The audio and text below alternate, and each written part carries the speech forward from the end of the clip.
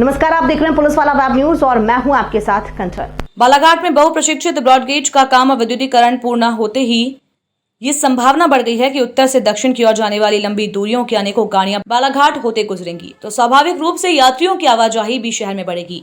प्रचुर वन संपदा और बाघों की बहुलता ही हमारी पहचान है, फिर क्यों ना इस पहचान को हम पूरे देश को बताएं और बालाघाट को वन पर्यटन का एक बड़ा केंद्र बनाएं।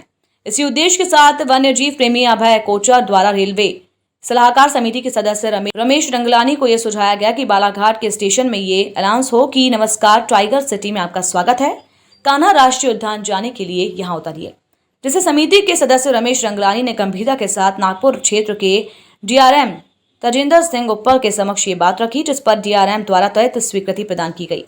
बैठक में समिति सदस्य अरुण रहंगडाले और मोनल जैन भी शामिल रहे। ज्ञात हो कि वन्य जीव प्रेमी अभय कोचर द्वारा बालाघाट को टाइगर सिटी का दर्जा देने और बालाघाट में वन मंडलाधिकारी का पद सृजित करने के लिए लंबे समय से प्रयास किया जा रहा है।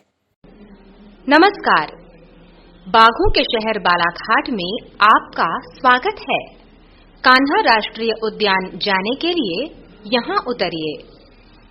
नमस्कार, welcome to tiger city Balaghat.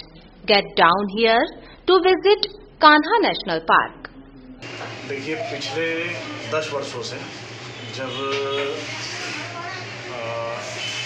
भी ये बात आती थी, एक तो बालाघाट टूरिज्म प्रमोशन काउंसिल का भी मैं सदस्य हूँ, तो क्यों ना जो हमारा ज़िला है ये अभी तक अति पिछड़े या नक्सल ज़िले के रूप में ये पहचाना जाता है, जहाँ लोग आने से डरते हैं, तो क्यों ना इसे हम अपनी एक नई पहचान दें, एक सकारात्मक पहचान हम अपने ज़िले को देना चाहते थे।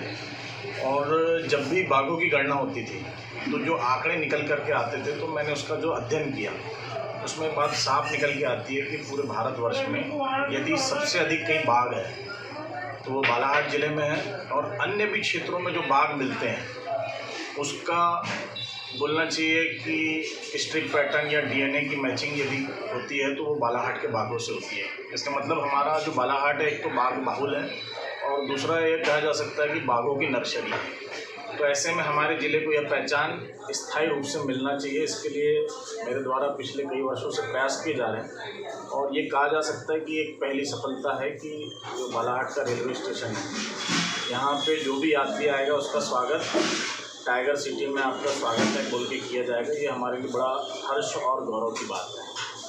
जी बिल्कुल, अभी जो देखा जा रहा है कि लंबे समय से ज़िलेवासियों की मांग रही कि कोरोना काल में जो ट्रेनें बंद हो गई थी, अब जैसे उसका असर कोरोना का कम हो रहा है, तो एक बड़ी डिमांड है कि बालाघाट से जबलपुर जो है वो डेमो चालू किया जाए। तो इसके लिए क्या कुछ प्रयास किए जा रहे हैं? अगर अंतर्राज्यीय अभी परिवहन बंद है तो हम बालाघाट से जबलपुर जो है, अगर वो आपके द्वारा क्या प्रयास किया जाएगा ट्रेनों को चालू करें? सांसद महोदय को हम इस बात से अवगत जरूर करा सकते हैं, और निश्चित तौर पर अब जैसे सब नॉर्मलाइजेशन की तरफ बढ़ता जा रहा है, सब कुछ सामान्य होता जा रहा है, स्कूल खुलने लगे हैं, तो ऐसे में मैं समझता हूँ कि जो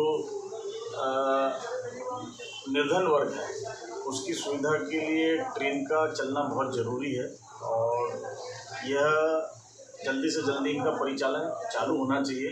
क्योंकि अभी ये देखने में आया है कि जो यात्री बालाघाट से जैसे गोंदिया, जिसके पास स्वयं का साधन नहीं है, वो यात्रा करता है तो उसे उसकी एक भारी कीमत चुकानी पड़ रही है। जितने खर्चे में वो सामान्य क्लास में यात्रा करके मुंबई पहुंच जाता है, उतने में अभी वो गोंदिया पहुंच रहा है। तो निश्चित तौर पर एक बड़ी उनके ऊपर आर्थिक चोट है।